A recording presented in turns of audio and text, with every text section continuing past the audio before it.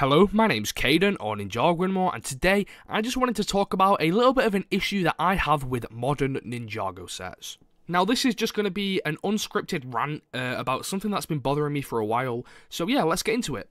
So, modern Ninjago sets. Now, I have been collecting Ninjago passionately since 2018, or maybe 2017, but I've been a big Ninjago fan since about 2014. And it's kind of sad to see that recently the Ninjago sets have just been going kind of downhill, in my opinion. Now, don't get me wrong, I am completely aware that the builds and the the minifig designs and whatnot have been incredible.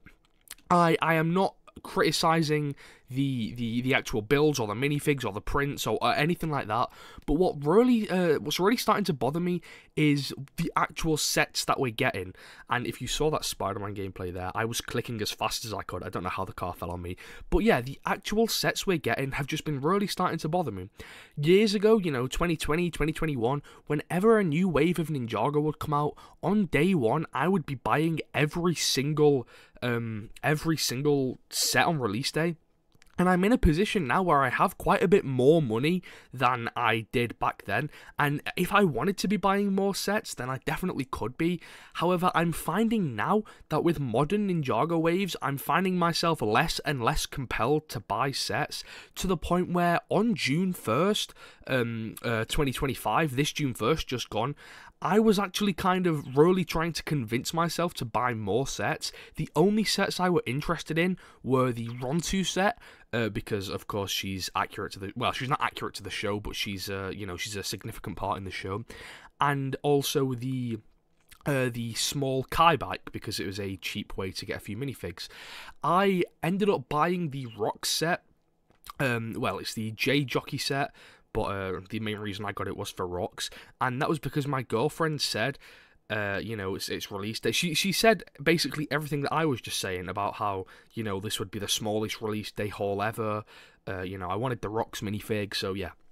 But my issue is kind of stemming from the fact that recently, for me, Ninjago sets have just been becoming so boring. Now, this kind of idea stemmed from a conversation in my Discord server. If you're interested, link in the description. And we got into a bit of a heated debate. Not a heated debate, but, it was quite a fiery conversation about the new Ninjago wave. Now, for me, my stance on the topic was the fact that the new wave is just more of what we've been getting for the past 14 years. I really feel like Ninjago needs to change its formula.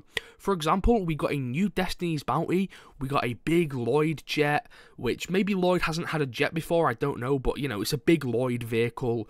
We got a couple of dragons, we got a dragon, we got a mech riding a dragon, which, yeah, it's cool in concept, but it's getting to the point now where we've had, maybe 6 or 7 Destiny's Bounties. We've had God knows how many dragons and mechs and stuff. And while I get it, LEGO have found this formula that works for them, and they've been doing this for the past however many years, and why would they change it now? And also, please, before anyone starts commenting this, I understand I am not the target demographic for this stuff. I get that completely. The target audience for this is 7 to 14-year-olds or whatever, and I am not in that age bracket, if you couldn't tell. So I understand that completely, but I think LEGO, more so than ever, are starting to understand that a large amount of their fan base are slightly on the more mature side. With Legends, that is kind of it's kind of more apparent than ever. But for me personally, I am getting so sick and tired and bored of jets and motorbikes and mechs and dragons. I don't mind dragons as much, alright? Just for me personally, because dragons kind of, I just love dragons, Dragons kind of feel like characters in as of themselves, So I don't really complain about getting too many dragons. But the amount of mechs and motorbikes and stuff, it's just really starting to... I'm getting a bit fatigued with it all, Me personally, and I don't know why LEGO hasn't done this, but I really feel like the route that Ninjago should absolutely take in the future is, I feel like instead of vehicles, they still make vehicles, because, I get they probably do sell well, but for me, I think they really need to start leaning into the route that Harry Potter has taken. You know, the Harry Potter theme is I mean, maybe it's not. Maybe statistics would say otherwise, but from an outsider's perspective, Harry Potter looks really dull. It looks kind of boring, and that is how Ninjago is feeling. Ninjago has too many mechs and not enough location builds, and Harry Potter has way too many location builds and not enough vehicles. So I think what Ninjago should do is, before it, everyone starts sharing the opinion of it's getting a bit stale, I think they should really lean into location sets a little bit more. And I'm not talking about, £320 Ninjago city sets, or, £80-90 temples. I'm not, because that is the only kind of location set we get for Ninjago. We get the Ninjago city sets, which I love, don't get me wrong. We get the £90 sort of temple builds, which again I'm relatively fond of. The Shadow Dojo, which was kind of the most recent one, I wasn't a fan of. But like this year, have we had any location builds? I don't think so. Maybe we have, and if we have, then let me know. But I can't think of any off the top of my head. But what I'm talking about is, I think we should be getting maybe, a £40 or $40 whatever little diorama of Ninjago with, an Aracore minifig. It would be nice to get a little build for Ninjago. Or, spoilers for Dragon's Rising Season 3 Part 2, if you're one of the 5 people on the planet who haven't watched that yet. Well, 5 people in the community who haven't watched that yet, click off now. But, a £9 little battle pack with, maybe 2 Lee minifigs, Spectral Zarked, and maybe Barry or Jenny, and have the build be sort of a little diorama of the Realm of Lee, or the back rooms in the Realm of Lee, anything like that, you know what I mean? Now, I understand that minifigs are seen by many people, including, one of the most notable voices in the LEGO community, Jangbricks. Jangbricks expresses his opinions that LEGO minifigs are only a small part of a set, He says the main thing you should care about are the builds, and the minifigs are just, a little add-on. But for me, as a minifig collector, I completely disagree. I think the main part for me, the most enjoyable part about LEGO sets are the minifigs. Occasionally you do get a set that you buy for the build, that I buy for the build, such as the Source Dragon of Motion. But, most of the time, whether or not I will buy a set, is dependent on the minifigs. And that brings me on to issue number 2. Now, issue number 1 was the fact that the builds are getting a bit stale. I'm sick of, mechs and jets and stuff, and I want more location builds. The complaint number 2 is the fact that the minifig distribution in Ninjago sets, recently more than ever, has been kind of atrocious. The main example that I'm going to use, that I'm sure you're expecting, is of course the Forbidden 5. Having Kurt be exclusive in a £90 set, and it's a £90 set that I think they know won't appeal to quite a lot of people. Don't get me wrong, Lloyd's MechJet, or whatever it's called, is a cool set. I'm sure it uses a ton of cool building techniques and whatnot, but it's just, generic flying vehicle number 172 from Ninjago, and that doesn't appeal to me. As, someone who's been collecting for so long and has built up a collection of, hundreds of different vehicles and whatnot, I just don't care about these random little vehicles anymore.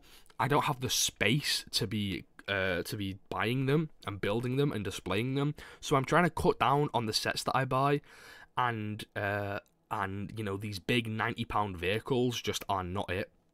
And putting such a desirable minifig behind that £90 paywall is ridiculous, in my opinion. I think the entire 2025 June or August wave of distribution of minifigs was absolutely terrible. The Forbidden 5 are a prime example. You have Kurt in a £90 set, you have Rox in a £60 set. But another big issue for me is Frack. As a central part of the ninja team, Frack being exclusive to an £80 set, that again, I think they know that set won't appeal to a lot of people because, you know, the past few iterations of combo vehicles have been heavily criticised, and I think, this is just my opinion, but I think LEGO knew that people would go into this combo. You know, the new combo vehicle or combat vehicle or whatever it's called, it is a lot better than all the previous combat vehicles, but it still doesn't appeal to me personally. Hasn't it got like 500 and some pieces for £80? That is ridiculous, and there is no way I'm buying that. But it has a super desirable minifig, you know, a member of the Ninja team, Frack, and I think that is, it's really unfair. I think they should make those figs easily accessible. And I know people are going to say, oh, you know, they'll probably re-release it in a couple of months, maybe in January 1st, 2026. But I don't think that's the point, because I think they are preying on the fact that people are going to want these minifigs, and people are going to say, oh, you know, what the hell, the set's on offer for £70, I want that Frack minifig, so I'm just going to buy it. And I think that is kind of scummy from LEGO. They know people are going to want these minifigs, they know people are going to want Rox and Kurt and Frack, and that for that reason, they don't make it easy for us to buy them. You're going to have to buy a £90 set, a £70 set, and a £60 set. And yeah, like I say, I just think that's really unfair, because you can buy those sets and get all the desirable minifigs, and then you still won't even have Spectral Lloyd and, no, not Lloyd, you won't have Spectral Zane and Nia, so you'd still need to buy the £180 bounty, and you, like, that's not so bad if you're a new fan, you know, you want a Destiny's bounty or whatever. But if you're like me, who, you know, who's been collecting for years and whatever, and has so many Destiny's bounties, why do I need to spend another £170 on the new Destiny's bounty, you know, just for the two exclusive minifigs? Now, don't get me wrong, the bounty, you know, the temple bounty, £170, it's a cool, you know, it's a cool build. It's big, it's beautiful, it looks very cool, but £170 having, I think it has like, what, 5 or 6 minifigs. I think if they want to remake the same ship for, you know, the 7th or 8th time, and they want to charge £180 for it, the bare minimum for that should be to put every ninja suit in that set, or every member of the Forbidden Five in that set. Bare minimum. They shouldn't have, what, I think it's got Wildfire, Rogue, 2 of the Ninja, and then Zarked, one of the cheapest Forbidden Five members. That is just absolutely ridiculous.